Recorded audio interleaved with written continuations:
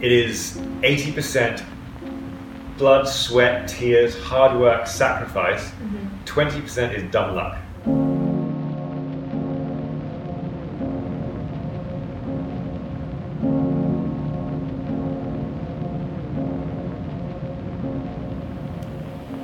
Alexi, first of all, thank you so much for your time. We are now in New York, and I'm really excited to talk with you about your recent experience as a curator of the group exhibition Young Poland. It's somehow a journey back to your Polish roots. Tell me, how did the project begin? Polish American Fashion Foundation got in touch with me, and they said that they were usually they do, I think it's a biannual fashion show to represent young Polish designers. And this year they said they wanted to do a photographers, an exhibition. So they asked me if I wanted to be involved in order to help curate the show, edit the show, and present the show. So that was really, and for me it was an easy yes. I mean, I'm always looking for sort of certain avenues in which to. When you get to my stage of my career, and you've been so lucky, it's so important that you somehow reach down and help others. Yeah. Because otherwise, what's the point? So this was just a wonderful opportunity to do that. Because the project was a presentation of 9 Polish fashion photographers born in 80s and 90s. Why these 9? I'm curious, how did you make the selection? Did you collaborate with them in the past, or do you follow Polish fashion photography and that's how you knew about them? No, I had met one of them before, just in passing. Okay. But I really went into it very openly, and I edited who I was going to use very much the way I edit my own work, which is a gut instinct. Yeah. I didn't read about who they were or what they were about. I just let the work speak for itself. Yeah. And I went through it, and I tend to look at images very, very quickly. And if something jumps out at me and I feel something, I don't know why I feel it. It's just a feeling. It's just a feeling. Yeah. I just immediately put it into the file. So after I've been through the whole, everybody's, I think we had like maybe 15, 20 photographers. And after I'd been through everybody's archives and work, I had this selection of work that I picked out. And it was interesting because without knowing it, without it being an intention, all the work had very much a common thread going through it, and it was a real sort of freshness, a rawness, but within this freshness there was different branches coming off. Some was very raw, some was had very deep compassion in there, I felt. Others, with the use of colour, was very sort of stark and brave. But essentially, it all came down to the core value, which was there was a freshness to it. Yeah. And it's much more about realism, and people want to believe it. People are much more intelligent now when it comes to imagery, and this is because of social media and everything that even when I was growing up, we were inundated with imagery from TV and from magazines. Now it's tenfold. You cannot escape imagery around you all the time. Anytime you pick up your phone just to look at a text, you will probably check out Instagram at the same time. Yeah. But it means that it's just another evolution of photography. But it means that we are so educated now visually that we know what we like, and we know what somebody is trying to force us to believe, and we're very sort of the viewer is savvy to that now. And I think that if you try and push something that's not true on them, they immediately get it and they get rejected by it, and then they feel rejected. And so it's very important to be honest in your photography now. And I think this is another thing that all these people's work had, which was a deep honesty. Okay, so this is how you feel future of fashion photography is going to be? Yeah, and I think it's just about bringing it down to the basics again, getting rid of all the fluff and the excess, and starting fresh again. And you see it even, it's just even looking at something like depth in a picture, it's getting a lot shallower, the depth. With the glamour, you could have a lot more three-dimensionality to it. And I feel like now, more and more, it's just a very simple, it's a person and a wall and a plant, or something, but it's super simple, it's not overly produced. Also curious about how did your experience of being a photographer inform or impact your role as the curator of the project? I think being a fashion photographer myself, when it came to editing the show, it was just, I was just basically, well, first of all, it was really fun because you're curating and editing other people's work. So the wonderful thing is that you're not emotionally attached to anything. One of the worst parts about editing your own work is that you might love an image because of all the work that went into it, and you know, we took an hour to get this shot, and the sun was just going down, and we had to fly this, but the pictures might not be good, but you think it must be good because of all the work that went inside it. So for me, it was great to look at each image just at face value, and to have no attachment to it. So that was so much fun. And then with the when we came to curate the exhibition and the layout, I really tried to. I didn't want it to feel like a catalogue. I didn't want it to just be, 5 pieces of work from this person here, another 5 here. The same size. Yeah, same size, and just I wanted to really give each person their space in the gallery, and within that space, I wanted to give them their own personality in terms of layout. So that was another really fun thing, because not knowing the personality of each artist and still being able to sort of play around with layout, and some people I gave more of a linear aspect to, other ones were much more random and chaotic. So yeah, it was just really fun. Yeah, because most of the artists that you invited balance between fashion and artistic photography. The border between these two genres, if there is one, it's not strict. Do you see a difference between these two genres? I think that anything that is new and interesting that comes into fashion photography has to come from that side of things. Because if you're coming into fashion photography just doing what has been done already, it's fine, you can work, but nothing distinctive. There's nothing exciting there. I mean, me personally, I came into photography from a very heavy education in fashion photography. So although I did add some sort of personal art side to it, it wasn't very heavy at all. And I think that the work that I find interesting to look at is work that really has that, because it has less boundary and less borders. If you come in as a fashion photographer, you're already thinking of, this is the way a fashion photograph should be cropped, and you have to show the clothes and da-da-da-da. When you come from the art side of things, you don't have those worries or concerns. It's so much more free. And then if you can incorporate that and just place the fashion within that context, it's magic. But could you tell me how you prepare your photo shoots? Are you planning each image before? I try to plan as much as possible. Now, in this day and age of digital, and where everything can be shot and edited and retouched in a day. When digital came in, when I first started being a photographer, we were still shooting film.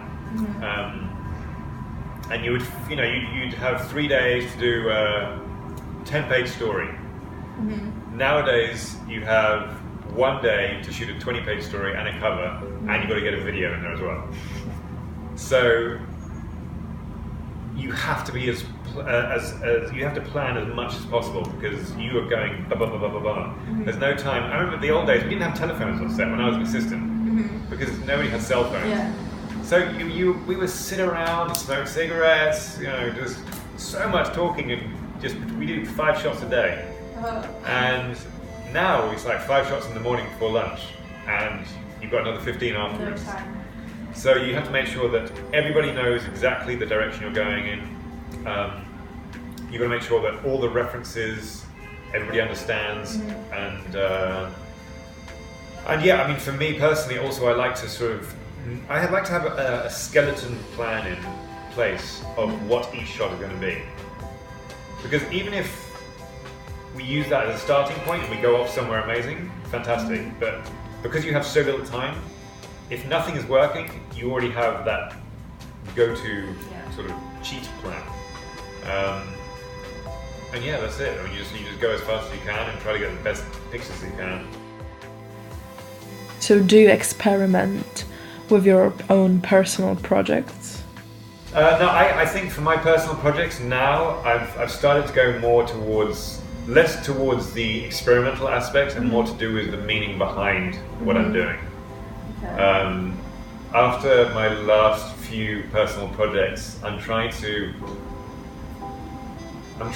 make each project less of a vanity project and more of something which has a social message or something that will do good, rather than just say, here's my work. Yeah. I'm sure there will be projects in the future where I'll be like, hey, here's my work, but I'm trying to sort of gear towards have a message, have a meaning, have a purpose. With such a diverse photography practice and broad cultural upbringing, you think it has influenced your taste? I think growing up with my sort of different nationalities, let's say, because I moved around a lot when I was a kid. I grew up in England, Botswana, and Paris, and New York, and I think that it allowed me what I thought was a curse when I was growing up, because I never felt at home anywhere. Yeah. Now I look back and it was actually a blessing, because I'm able to fit in wherever I go, just because I choose to. Yeah. Because I had to when I was a kid, and I used to hate it because I felt like I was never part of the gang. Whenever I lived in England, I didn't feel English. I didn't feel this sort of patriotic Englishness. When I was in Botswana, obviously I loved it, but I never felt like I was in Botswana. And these were all fantastic experiences, but it left me a bit sort of unsure of where I was supposed to be from and who I was supposed to be. And then later on in life, I realized the more I traveled, the more I felt it was much easier for me to fit in with different races and nationalities and cultures, and be more of a chameleon. So I think that this upbringing really was amazing later on when I started working, because every day you are with new people. Not just people on your team, but also shooting, whoever you're shooting. And you have to be a chameleon. You have to be when you're on set, you have to be a psychologist, psychiatrist, a counselor, a problem solver, and then at the very end of it, when you've done all those jobs, then you can be a photographer.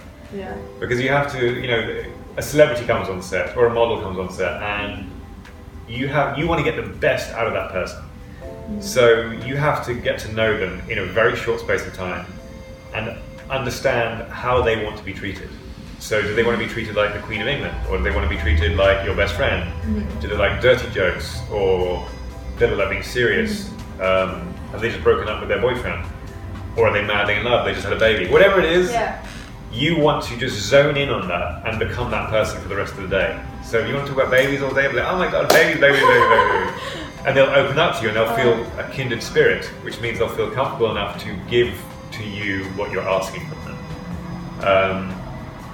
So I think that, growing up all over the place, I had to do that all the time with everybody. Oh, and I was wondering if you see anything special about photography from Poland, any distinctive characteristic you cannot find anywhere else? It's really interesting. It's really difficult to put into words something that is more like feeling. Yeah, something that's emotional.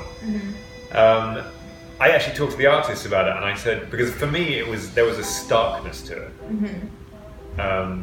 There was a rawness to it, and I didn't know whether that was because of the age of the photographers, or if it was because they were Polish, or who knows what. And I mean, some of them said that there there was an element of the fact that there was this underlying ingredient of the fact that they were born into more of a communist existence rather than what it is today.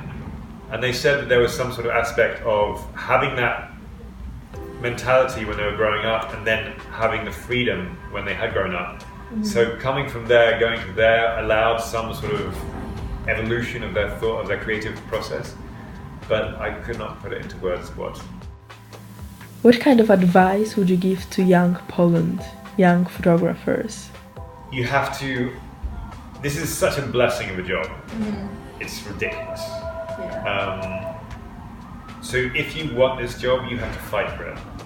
And when I say fight for it, I mean you have to work, you have to be ambitious, and you have to be relentless in your pursuit of this job. I often liken it to reading an interview of Olympic athlete. And he would say, I train every day, all day long. I even train on Christmas Day because I know that my competitors won't train on Christmas Day. And I want to get that little bit of edge over them. And I think you have to think like that. There are something ridiculous like 40,000 photographers in New York alone, and everybody wants a job. So what is going to set you apart from all the other photographers? I think that you have to, I've said this word a million times, research. You can go into a studio, anybody can go into a studio and take a picture.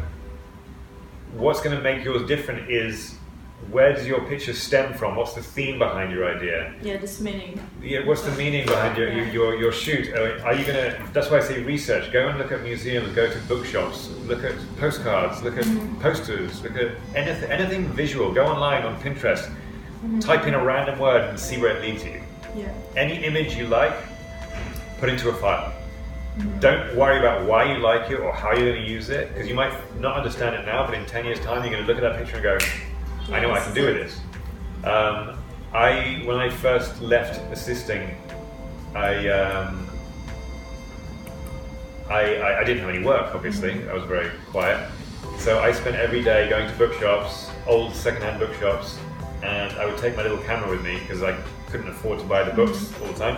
So in the bookshop, I'd sort of be taking pictures of the pages